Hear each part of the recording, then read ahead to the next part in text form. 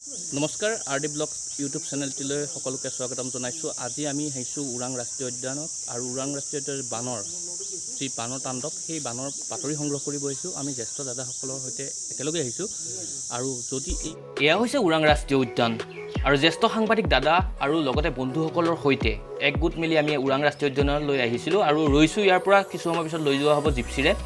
আৰু এয়া হৈছে ওৰাং ৰাষ্ট্ৰীয় উদ্যানৰ পৰা ভিতৰলৈ সোমোৱা পথ আৰু সেই যিহেতু ৰেঞ্জ অফিচ আছে ইয়াতে তাতে আমি ৰৈ আছিলোঁ আৰু কিছু সময় পিছত আমি এনেদৰে যাম ৰৌমাৰী কেম্পলৈ। তাতে আৰু এইটো জছমত আৰু এইটো হৈছে আছানুল আৰু আছানুল জছমতৰ সৈতে আমি এনেদৰে যাম। এইটো চাৰ্বান্দা আছে আৰু ৰফিক তালুকদাৰ আছে। আমি এনেদৰে আহি পালোঁ আৰু এতিয়া খোজকাঢ়িব লাগিব কাৰণ যিহেতু বানপানী আৰু ভিতৰত জিপচি নাযায়, সেইবাবে আমি খোজকাঢ়ি এনেদৰে জ্যেষ্ঠ দাদাসকলৰ সৈতে এনেদৰে আমি বাতৰি সংগ্ৰহ কৰিবলৈ গৈছোঁ। আৰু বানপানীয়ে এনেদৰে খহাইছে ওৰাং ৰাষ্ট্ৰীয় উদ্যানৰ যিসমূহ বাট পথ আছে।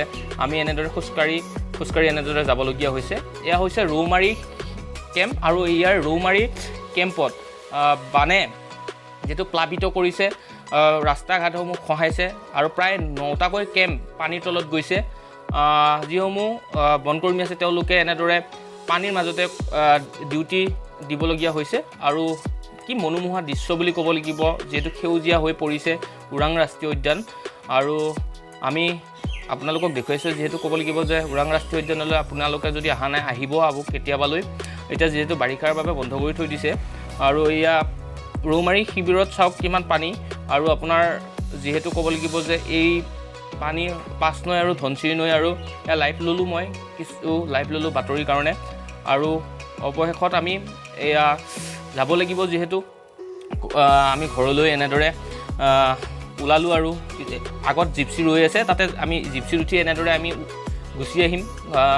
যিহেতু ওলাইছোঁ এয়া যাবলৈ আৰু কিছু পৰিৱেশ তেওঁলোকে বনকৰ্মীসকলে চাওক কেনেদৰে ডিউটি কৰি আছে, যিহেতু বানৰ মাজতো তেওঁলোকে ডিউটি কৰি আছে।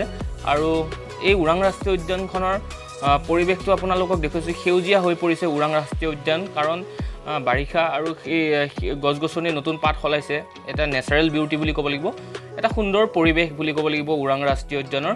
যদি মোৰ এই ভিডিঅ'টো ভাল লাগে তেতিয়া লাইক কৰিব, ছাবস্ক্ৰাইব কৰিব, কমেণ্ট কৰিব, শ্বেয়াৰ কৰিবলৈ নাপাহৰিব আৰু বেল আইকন প্ৰেছ কৰিবলৈ নাপাহৰিব। ধন্যবাদ।